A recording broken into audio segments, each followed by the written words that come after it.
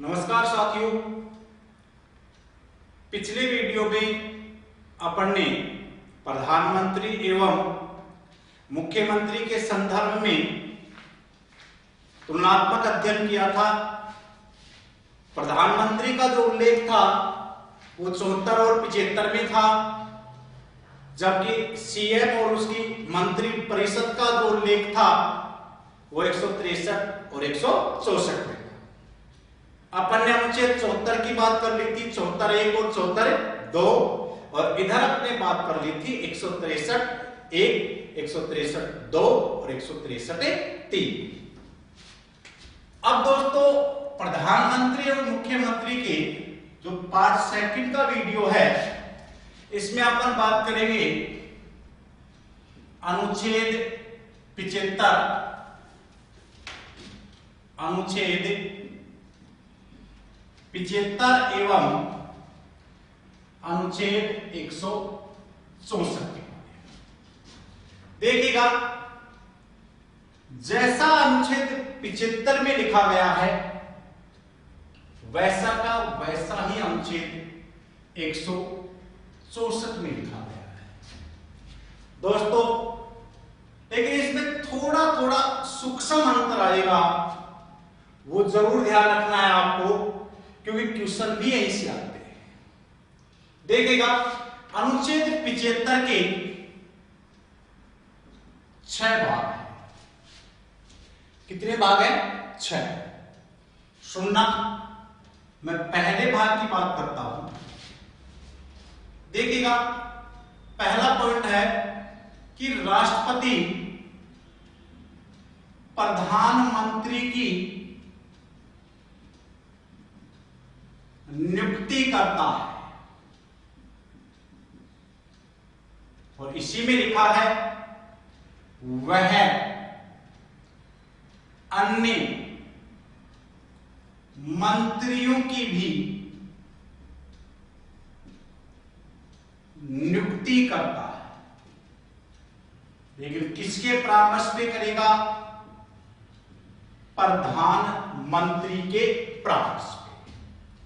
देखिएगा दोस्तों, समझिएगा अनुच्छेद 75(1) में क्या मामला है। पहला क्वेश्चन तो ये याद आता है कि प्रधानमंत्री की नियुक्ति किसके द्वारा की जाती है। तो 75(1) स्पष्टतः उल्लेखित करता है कि प्रधानमंत्री की नियुक्ति राष्ट्रपति द्वारा की जाती है। एक क्वेश्चन। दूसरा इंपॉर्टेंट है दोस्तों, भारत का प्रधानमंत्री होता है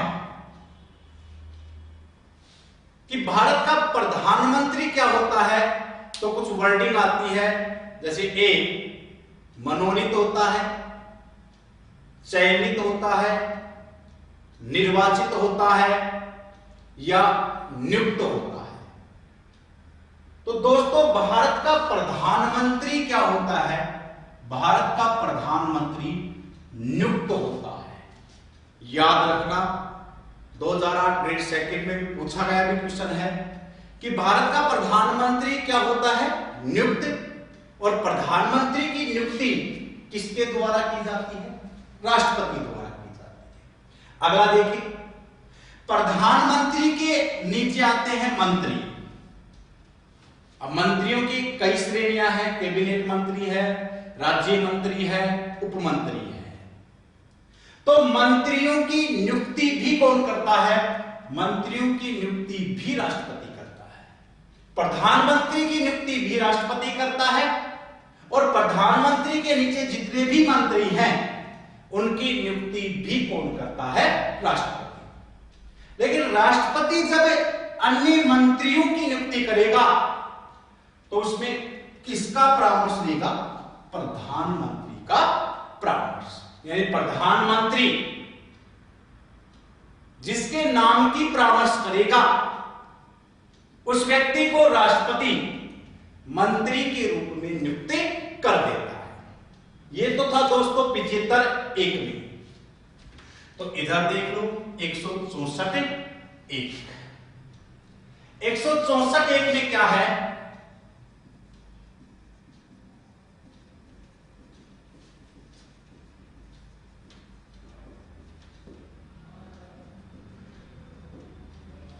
164(1) में एज इट इज ऐसा कैसा है, देखिएगा। 75(1) में क्या था, राष्ट्रपति, और राष्ट्रपति की जगह कौन आ जाएगा, राज्यपाल। कि राज्यपाल पीएम, इधर क्या आ जाएगा, सीएम। कि राज्यपाल सीएम की नियुक्ति करता है एवं वह अन्य मंत्रियों की भी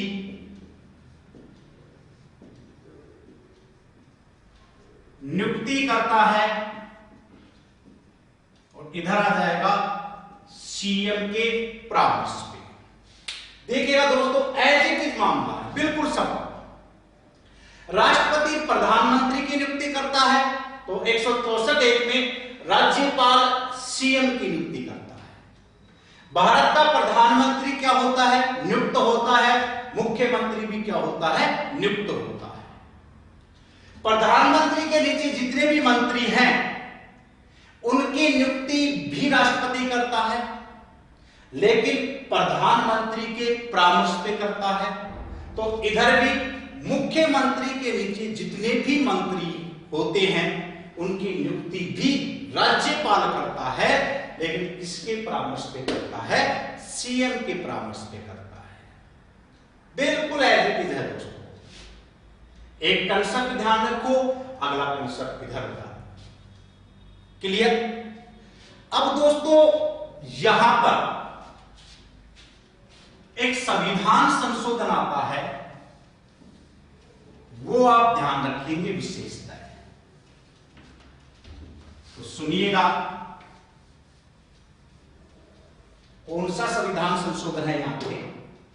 तो दोस्तों यहां पे एक संविधान संशोधन है, 51वां संविधान संशोधन 2003, और इधर भी है 91वां संविधान संशोधन 2003। अब जो 91 अमेंडमेंट हुआ है, संशोधन हुआ है, उसके तहत क्या व्यवस्थाएं की गई, सुनना।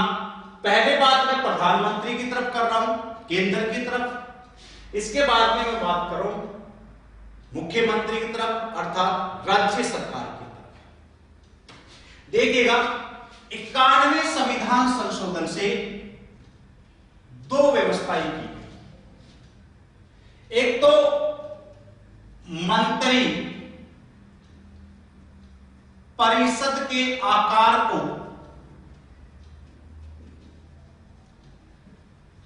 निश्चित किया गया, और एक तय किया गया दल बदल के आधार, दल बदल के आधार को निश्चित किया।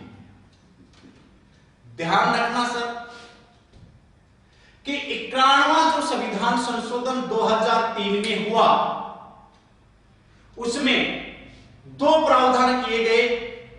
नंबर 1, मंत्री परिषद के आकार को निश्चित किया गया, और नंबर 2, दल बदल के आधार को भी निश्चित किया गया। तो इधर भी 51वां संविधान संशोधन 2003 लाया गया राज्य सरकार की तरफ भी, और इधर भी वही दो प्रावधान हुए। एक तो मंत्री परिषद के आकार को निश्चित किया गया, और एक दल बदल के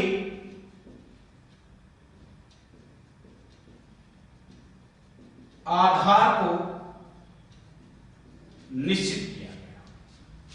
यानी दोनों प्रोडक्ट आपके सामने, दोनों कंटेंट आपके सामने समान आ रहे हैं। तो एक बात तो आप ये ध्यान रखोगे कि 91वें संविधान संशोधन से दो प्रावधान आए, मंत्री परिषद का आकार और एक दल बदल का आकार तय किया गया, निश्चित किया गया।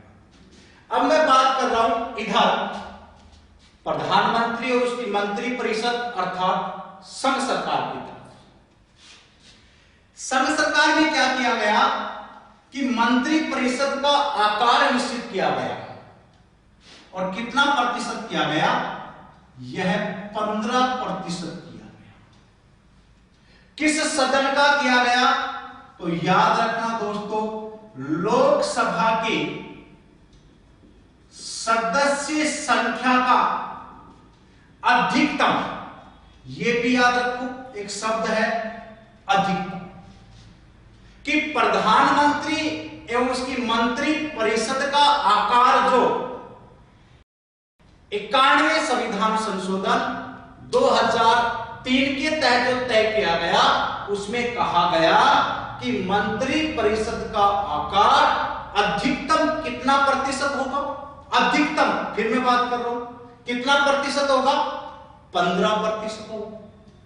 और 15% किस सदन का होगा? राज्यसभा का होगा या लोकसभा का?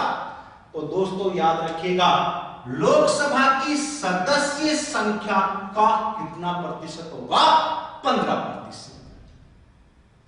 दूसरा, इस 15% में प्रधानमंत्री भी शामिल होगा। याद रखना कि 15% जो तय किया गया अधिकतम, इसमें कौन शामिल है? प्रधानमंत्री भी शामिल है। अर्थात 545 का 15% कितना हो गया दोस्तों? 82 हो गया, 82 हो गया। तो एक तो सीधा ही क्वेश्चन हो सकता है कि मंत्री परिषद में अधिकतम सदस्य संख्या होती है 80, 81, 82, 83, तो आपका राइट आंसर क्या आएगा? 82। दूसरा, कौन से संविधान संशोधन से मंत्री परिषद के आकार को निश्चित किया गया है? तो आपको याद रहेगा 91वां संविधान संशोधन। तीसरा, 91वें संविधान संशोधन 2003 में हुआ है, उसके तहत किसका आकार निश्चित किया गया है? मंत्री परिषद का या मंत्रिमंडल का? तो दोस्तों याद रखिएगा, मंत्रिमंडल शब्द नहीं है, किसका आकार निश्चित किया गया है? मंत्री परिषद का आकार। और मंत्री परिषद का आकार अधिकतम है संघ में या न्यूनतम है? तो संघ सरकार में अधिकतम तय किया गया है 15%। और किस सदन का किया गया है? लोकसभा का किया गया है। ये पहला। तो इधर देखिएगा सर, यहां डिफरेंट, राज्य सरकार में आपको कंसेप्ट पकड़ना है, छोटा सा अंतर पकड़ना है। इधर भी मंत्री परिषद के आकार को क्या किया गया है? निश्चित किया गया है। लेकिन अंतर क्या है? सुनना दोस्तों, राज्य सरकार में 91वें संविधान संशोधन से मंत्री परिषद के आकार को अधिकतम एवं न्यूनतम दोनों प्रकार से तय किया गया है। देखिएगा, संघ सरकार में प्रधानमंत्री वाली मंत्री परिषद में केवल अधिकतम का उल्लेख है, न्यूनतम का उल्लेख नहीं है। लेकिन राज्य सरकार में न्यूनतम एवं अधिकतम दोनों का उल्लेख है। और अधिकतम में क्या कहा गया है? वही जो संघ सरकार में कहा गया है कि अधिकतम सदस्य संख्या होगी 15% मंत्री परिषद की। और 15% किस सदन का होगा? इधर लोकसभा है तो इधर आपका क्या गया? विधान सभा। यहां तक तो बिल्कुल क्लियर आ रहा है। इधर भी 15% अधिकतम है, इधर भी 15% अधिकतम है। किस सदन का होगा? इधर भी लोकसभा है, इधर विधानसभा का है। लेकिन न्यूनतम में क्या कहा गया है? याद रखिएगा, न्यूनतम में यह कहा गया है कि मुख्यमंत्री वाली जो मंत्री परिषद है उसमें कम से कम 12 सदस्य भी होने चाहिए। कितने? 12% नहीं है, कम से कम 12 सदस्य होंगे, केवल 12, और अधिकतम प्रतिशत में है 15% होंगे। इधर देखेगा न्यूनतम का उल्लेख नहीं है संघ सरकार में, इधर 12 का कोई उल्लेख नहीं है, लेकिन राज्य सरकार में कहा गया है कि अधिकतम 15% और न्यूनतम कम से कम 12 सदस्य होने चाहिए। और इस 15% और कम से कम इस 12 सदस्यों में मुख्यमंत्री भी शामिल है। इधर कौन शामिल था? प्रधानमंत्री, इधर कौन शामिल है? मुख्यमंत्री। अब इधर मैंने अधिकतम सदस्य संख्या बताई थी 82, तो इधर यदि अपन राजस्थान की बात करें तो राजस्थान में कम से कम कितने सदस्य हो गए? 12। और अधिकतम कितने हो गए? तो याद रखिए साहब, विधानसभा की कुल सदस्य संख्या कितनी है? 200, और 200 का कितना प्रतिशत? 15%। तो दोस्तों अधिकतम सदस्य संख्या हो गई 30। अब एक क्वेश्चन पूछा भी जा चुका है कि राजस्थान में मंत्री परिषद का न्यूनतम एवं अधिकतम आकार होता है, या न्यूनतम एवं अधिकतम सदस्यों की संख्या होती है। न्यूनतम कितनी हो गई? 12, अधिकतम कितनी हो गई? 30। तो ऑप्शन में यह था कि राजस्थान में मंत्री परिषद में सदस्य होंगे 12 30, 11 33, 14 38, 15 45। तो न्यूनतम तो कितने हो गए? 12, और अधिकतम कितने हो गए? 30। एक डिफरेंट तो 91 संविधान संशोधन 2003 से यहां है। दूसरा बिल्कुल एज इट इज है, दल बदल के आधार को भी निश्चित किया गया, और इधर भी दल बदल के आधार को क्या किया गया? निश्चित किया गया। याद रखिएगा दोस्तों, दल बदल के आधार पे मैंने आपको राष्ट्रपति और राज्यपाल की शक्तियां पढ़ाई थी, उसमें भी बताया था कि दल बदल के आधार पर यदि कोई व्यक्ति अयोग्य हो जाता है तो उसकी अयोग्यता का निर्धारण कौन करेगा? उसकी अयोग्यता का निर्धारण केंद्र की बात कर रहा हूं। यदि लोकसभा का सदस्य है तो लोकसभा अध्यक्ष उसकी अयोग्यता का निर्धारण करता है, और यदि राज्यसभा से कोई व्यक्ति सदस्य है तो उसकी अयोग्यता का निर्धारण कौन करेगा? सभापति करेगा। तो इधर भी वही कंसेप्ट है कि यदि राज्य सरकार में दल बदल के आधार पर कोई विधानमंडल का सदस्य अयोग्य हो जाता है तो उसकी अयोग्यता का निर्धारण कौन करेगा? यदि विधानसभा से है तो विधानसभा अध्यक्ष करेगा। कौन करेगा? विधानसभा अध्यक्ष। और यदि विधान परिषद है उस राज्य में तो विधान परिषद का सभापति उसकी अयोग्यता का क्या करेगा? निर्धारण। यानी दल बदल का आधार वाला मामला बिल्कुल समान है कि सभापति और अध्यक्ष द्वारा दल बदल का आधार निश्चित किया जाता है, उनके द्वारा दिया जाने वाला निर्णय क्या होता है? अंतिम होता है। क्लियर? इसके बाद में है कि दल बदल से संबंधित कौन सी अनुसूची है? तो इधर भी 10वीं अनुसूची है, और इधर भी कौन सी अनुसूची है? 10वीं अनुसूची। और 10वीं अनुसूची जोड़ी कब गई है? 52वां संविधान संशोधन 1985, और इधर भी 52वां संविधान संशोधन 1985। दोस्तों ये कंसेप्ट था 91वां संविधान संशोधन 2003। वापस सुन लीजिएगा कि 91वां संविधान संशोधन 2003 में हुआ था, उसमें दो प्रावधान किए गए, केंद्र सरकार और राज्य सरकार के लिए।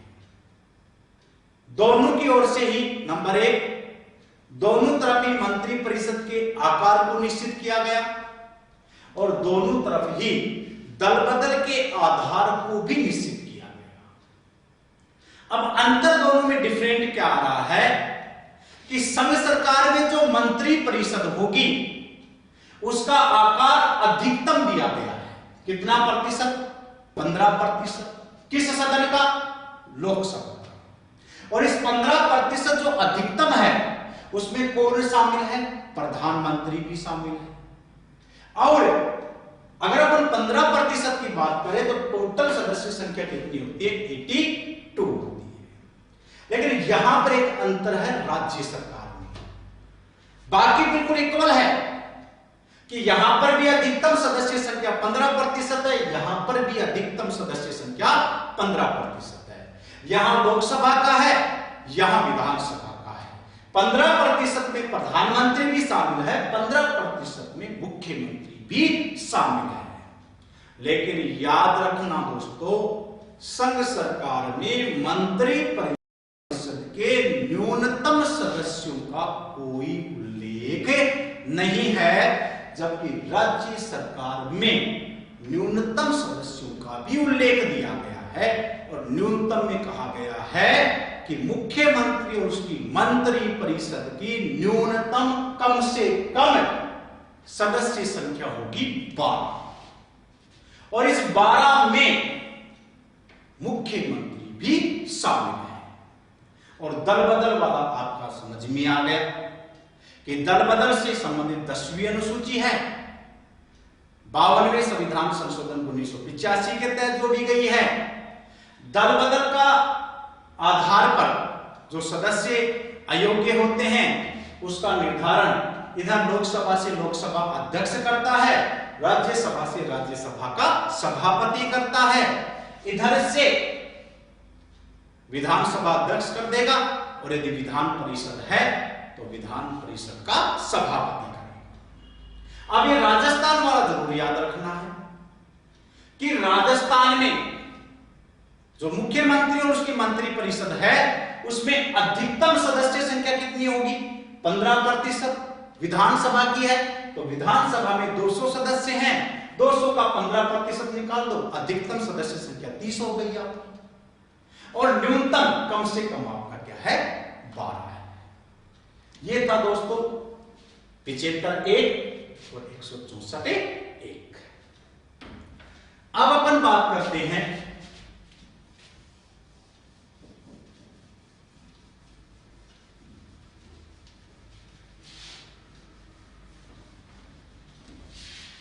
मंत्रियों के उत्तरदायित्व के बारे में।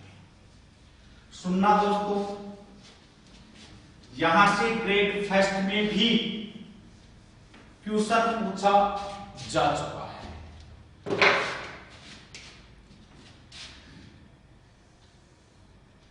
इधर है 75 और इधर है 164 और मंत्रियों के उत्तरदायित्व।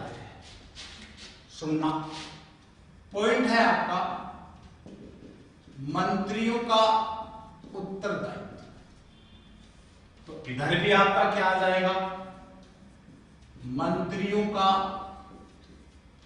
उत्तरदायित्व।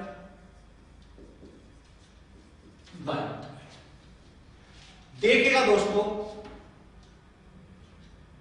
मंत्रियों का जो उत्तरदायित्व है वो 2 प्रकार का होता है। कितने प्रकार का होता है? 2 प्रकार। एक उत्तरदायित्व होता है व्यक्तिगत और एक उत्तरदायित्व होता है सामूहिक। इधर भी कोई है, एक उत्तरदायित्व होता है व्यक्तिगत, एक उत्तरदायित्व होता है सामूहिक। व्यक्तिगत उत्तरदायित्व है वो 75(2) में दर्शाया गया है, सामूहिक उत्तरदायित्व है वो 75(3) में दर्शाया गया है। इधर याद रखिएगा, व्यक्तिगत उत्तरदायित्व है 164(1) में दर्शाया गया है और सामूहिक उत्तरदायित्व है 164(2) में दर्शाया गया है। बस थोड़ा सा आर्टिकल का डिफरेंट है, इधर भी दो तो इधर भी दो आना चाहिए था, नहीं यहां पे एक नहीं है। अब देखिएगा बिल्कुल समान पॉइंट है, इधर भी व्यक्तिगत और सामूहिक, इधर भी व्यक्तिगत और सामूहिक। सुनना, मंत्रियों का व्यक्तिगत उत्तरदायित्व है संघ सरकार में राष्ट्रपति के प्रति होता है। तो राज्य सरकार में मंत्रियों का व्यक्तिगत उत्तरदायित्व है राज्यपाल के प्रति होता है। याद रखना दोस्तों कि मंत्री, यहां तक कि प्रधानमंत्री भी, याद रखना मंत्री में प्रधानमंत्री भी शामिल है और मंत्री में मुख्यमंत्री भी शामिल है, क्योंकि प्रधानमंत्री और मुख्यमंत्री भी अपने आप में मंत्री ही होते हैं, लेकिन वो समानों के बीच में क्या होते हैं, प्रथम होते हैं। लॉर्ड मार्ले का एक कथन आप याद रखो। तो सुनना, मंत्रियों का व्यक्तिगत उत्तरदायित्व है किसके प्रति होता है, राष्ट्रपति के प्रति, और इधर भी व्यक्तिगत उत्तरदायित्व किसके प्रति होता है, राज्यपाल के प्रति। अब जो मंत्रियों का व्यक्तिगत उत्तरदायित्व राष्ट्रपति के प्रति होता है, इसी को अपन कहते हैं राष्ट्रपति के प्रसाद पर्यंत का सिद्धांत। और मंत्रियों का जो व्यक्तिगत उत्तरदायित्व है राज्य सरकार में राज्यपाल के प्रति होता है, इसी को अपन कहते हैं राज्यपाल के प्रसाद पर्यंत का सिद्धांत। अब की बार एक क्वेश्चन पूछा गया था ग्रेड फेस्ट में कि मंत्री का कार्यकाल होता है, कि भाई मंत्री का कार्यकाल क्या होता है। याद रखिएगा, एक मंत्री जब तक अपने पद पे है जब तक राष्ट्रपति चाहे, और एक मंत्री इधर जब तक अपने पद पे है जब तक राज्यपाल चाहे।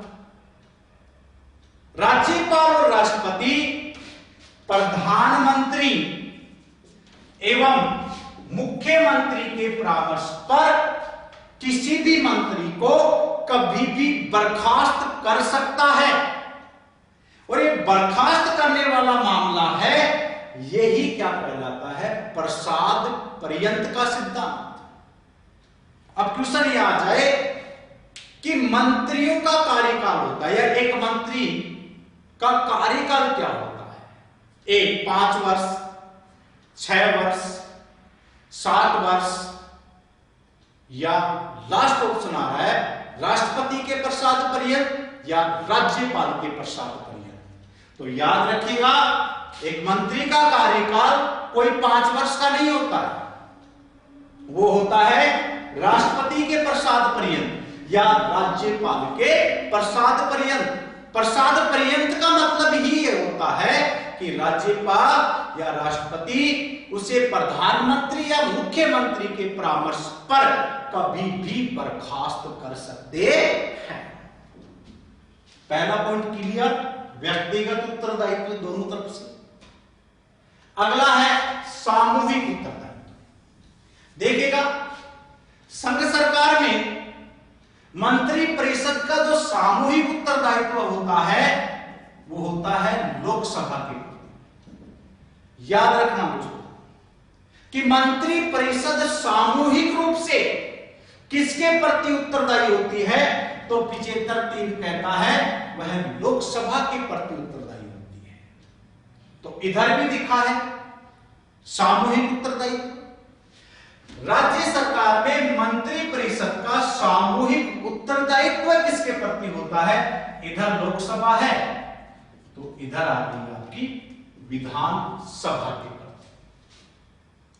अब दोस्तों ये सामूहिक उत्तरदायित्व क्या होता है, भाई व्यक्तिगत उत्तरदायित्व तो अपन ने देख लिया कि व्यक्तिगत उत्तरदायित्व राष्ट्रपति के प्रति, इधर राज्यपाल के प्रति, ये राष्ट्रपति के प्रसाद पर्यंत और ये राज्यपाल के प्रसाद पर्यंत। सामूहिक उत्तरदायित्व समझा रहा हूं दोस्तों मैं, किसके प्रति होता है? लोकसभा के प्रति। और इधर किसके प्रति होता है? विधानसभा के प्रति। अर्थात सामूहिक उत्तरदायित्व को एक्सप्लेन कैसे करेंगे कि यदि एक मंत्री के खिलाफ भी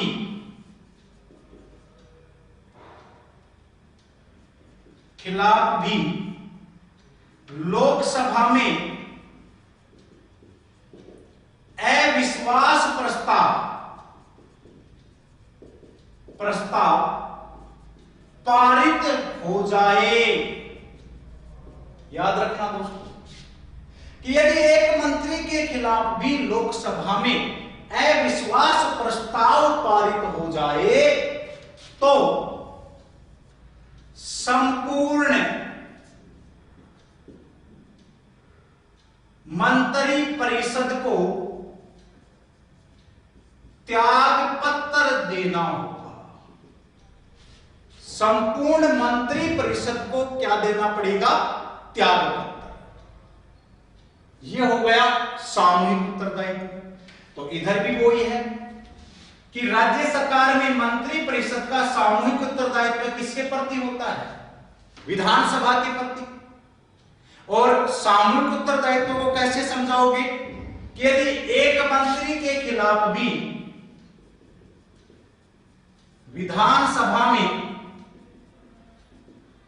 अविश्वास प्रस्ताव पारित हो जाए तो संपूर्ण मंत्री परिषद को त्याग पत्र देना होगा। अतः सामूहिक उत्तरदायित्व के लिए एक व्यक्ति हुए लॉर्ड मार्ले, और लॉर्ड मार्ले का कथन है किसको लेकर के? सामूहिक उत्तरदायित्व को लेकर के कि मंत्री परिषद एक साथ तैरती है एवं एक साथ डूबती है। कि वो एक साथ तो क्या करती है? तैरती है, और वो एक साथ डूबती है। अब सुनना दोस्तों, सामूहिक उत्तरदायित्व से भी अच्छे क्वेश्चन आए हैं। पहला कि वो एक साथ डूबती है और एक साथ तैरती है, यह कथन किसके बारे में कहा गया है? मंत्री परिषद के बारे में कहा गया है या मंत्रिमंडल के बारे में? तो दोस्तों ध्यान रखना, बार बार कह रहा हूं मैं, मंत्री परिषद अलग चीज है, मंत्रिमंडल अलग चीज है। और ये कथन किसके बारे में कहा गया है? मंत्री परिषद के बारे में कहा गया है। दूसरा, मंत्री परिषद का सामूहिक उत्तरदायित्व किसके प्रति होता है? प्रधानमंत्री के प्रति होता है, राष्ट्रपति के प्रति होता है, या लोकसभा या विधानसभा के प्रति होता है, या राज्यपाल के प्रति होता है? तो सामूहिक उत्तरदायित्व लोकसभा या विधानसभा के प्रति। तीसरा, प्रधानमंत्री का व्यक्तिगत उत्तरदायित्व किसके प्रति होता है? तो मैं बार बार कह रहा हूं, मंत्री का मतलब है प्रधानमंत्री, मंत्री का मतलब ही है मुख्यमंत्री। तो इनका व्यक्तिगत उत्तरदायित्व राष्ट्रपति के प्रति होता है, मुख्यमंत्री का किसके प्रति होता है? राज्यपाल के प्रति। Clear sir? अगला क्वेश्चन, राष्ट्रपति के प्रसाद पर्यंत का अर्थ है?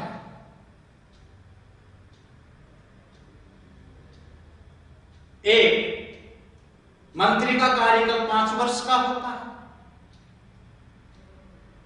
मंत्रियों का कार्यकाल 6 वर्ष का होता है। या एक मंत्री जब तक अपने पद पे बना रहेगा, जब तक राष्ट्रपति चाहे या राज्यपाल चाहे, इनमें से कोई नहीं। तो प्रसाद पर्यंत का मतलब ही ये होता है कि एक मंत्री जब तक अपने पद पे बना रहेगा, जब तक राष्ट्रपति या राज्यपाल चाहे, वो मुख्यमंत्री या प्रधानमंत्री के परामर्श पर कभी भी बर्खास्त कर सकता है। ये था दोस्तों अपना व्यक्तिगत उत्तरदायित्व और सामूहिक उत्तरदायित्व। क्लियर। अब अपन नेक्स्ट पॉइंट लेते हैं, अनुच्छेद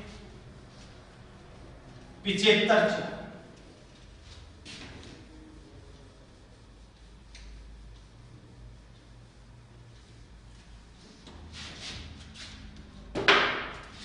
और चौथा पॉइंट है मंत्रियों की शपथ। और इधर भी है मंत्रियों की शपथ।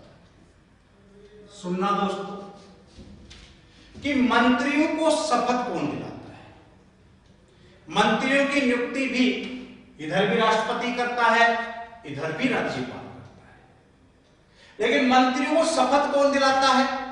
मंत्रियों को शपथ भी राष्ट्रपति दिलाता है। और इधर मंत्रियों को शपथ कौन दिलाएगा? राज्यपाल। क्लियर कि मंत्रियों को शपथ कौन दिलाता है? राष्ट्रपति ओब्लिक राज्यपाल। अगला है कि मंत्री कितने प्रकार की शपथ लेते हैं? दोस्तों 2 प्रकार की शपथ लेते हैं। एक पद की शपथ लेते हैं और दूसरा है गोपनीयता की शपथ लेते हैं। इधर भी मंत्री कितने प्रकार की शपथ लेंगे? 2 ही। एक पद है और एक आपका है गोपनीयता। और मंत्रियों के दोनों शपथ इधर राष्ट्रपति दिलाता है और इधर कौन दिलाता है? राज्यपाल दिलाता है। इसके बाद शपथ का जो उल्लेख है वो संविधान की किस अनुसूची से है? तो शपथ का उल्लेख संविधान की अनुसूची 3 में दिया गया है। इधर भी शपथ का उल्लेख संविधान की अनुसूची कितने में दिया गया है? 3 में दिया गया है। ये लिखी गई है चौथे पॉइंट के अंदर। देखो, एक तो नियुक्ति देख ली अपन ने दोनों तरफ, दूसरा व्यक्तिगत और सामूहिक उत्तरदायित्व देख लिया, इधर भी व्यक्तिगत और सामूहिक उत्तरदायित्व देखा अपन ने। फिर मंत्रियों की शपथ देखी, 2 प्रकार की शपथ है, पद और गोपनीयता। इधर भी 2 प्रकार की शपथ है, पद और गोपनीयता। दोनों शपथ इधर कौन दिलाता है? राष्ट्रपति। इधर कौन दिलाता है? राज्यपाल। और शपथ का उल्लेख किस अनुसूची में? 3 में। इधर किसमें है? 3 में। अब मैं बात कर रहा हूं 75 अब 5वां पॉइंट क्या है? सुनना दोस्तों, बड़ा अच्छा पॉइंट है और एज इट इज है दोनों के अंदर कि एक व्यक्ति बिना संसद का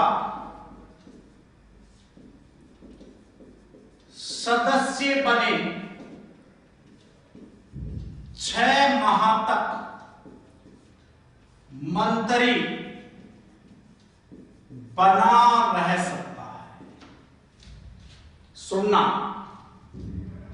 क्या कहा गया कि एक व्यक्ति है जिसने कोई चुनाव ही नहीं लड़ा, न लोकसभा का न राज्यसभा का, या लोकसभा का चुनाव लड़ा हार गया, तो क्या वो मंत्री बन सकता है? मंत्री का मतलब है प्रधानमंत्री भी, कि क्या वो प्रधानमंत्री या मंत्री बन सकता है? तो यस, बिल्कुल बन सकता है। कितने माह तक? 6 माह तक रह सकता है। कि एक व्यक्ति बिना संसद का सदस्य बने 6 माह तक मंत्री बना रह सकता है।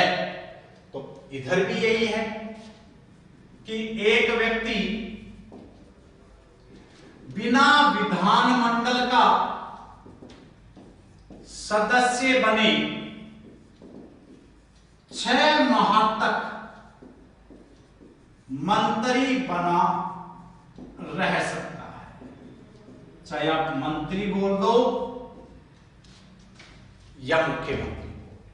बिल्कुल इक्वल आ रहा है कि चाहे वो राज्य सरकार की बात कर लो या संघ सरकार है, और दोनों में ही मंत्री बनने के लिए कोई चुनाव लड़ने की जरूरत नहीं है।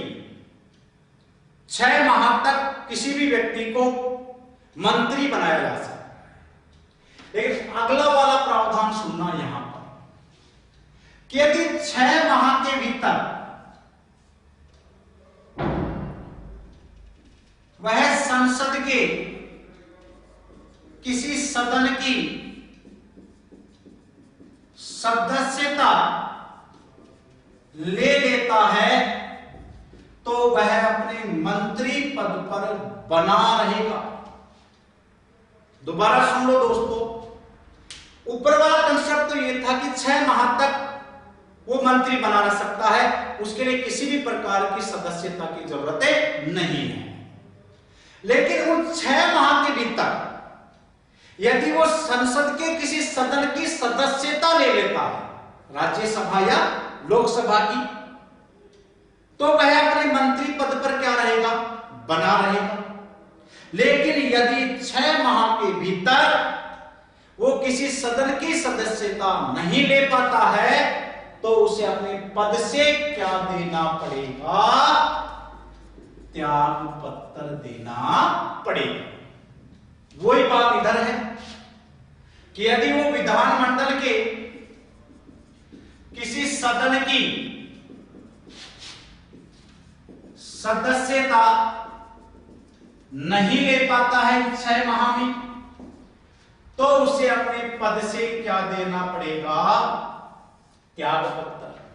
और यदि सदस्यता ले लेता है तो वह अपने पद पर बना रहेगा। दोस्तों क्लियर हुआ या नहीं हुआ? कितने माह तक? 6 माह तक मंत्री, इधर भी 6 माह तक मंत्री, 6 माह में सदन की सदस्यता लेना आवश्यक है, इधर भी सदस्यता लेना आवश्यक है। यदि वो सदस्यता नहीं ले पाता है तो उसे मंत्री पद से त्याग पत्र देना होगा। ये था 75(5) के, और इधर 4 पे। अगला जो लास्ट प्रावधान है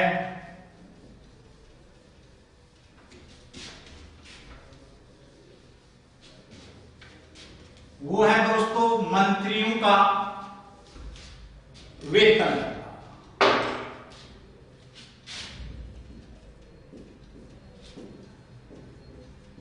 मंत्रियों का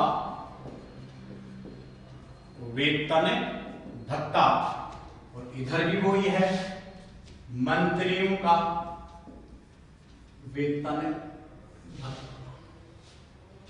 सुनना कि मंत्रियों को क्या वेतन मिलेगा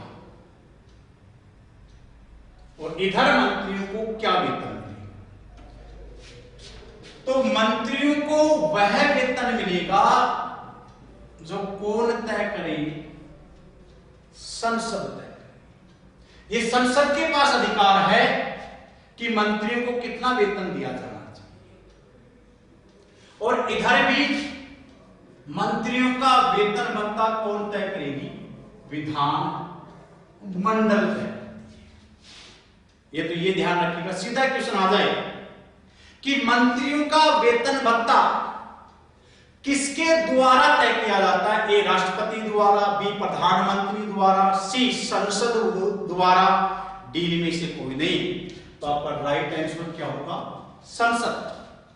और राज्य सरकार में मंत्रियों का वेतन भत्ता कौन तय करती है, विधान मंडल तय करती है। अगला, मंत्रियों के वेतन भत्ते का उल्लेख किस अनुसूची में है, तो वेतन से संबंधित है अनुसूची 2, और इधर भी वेतन से संबंधित कौन सी अनुसूची है, अनुसूची 2।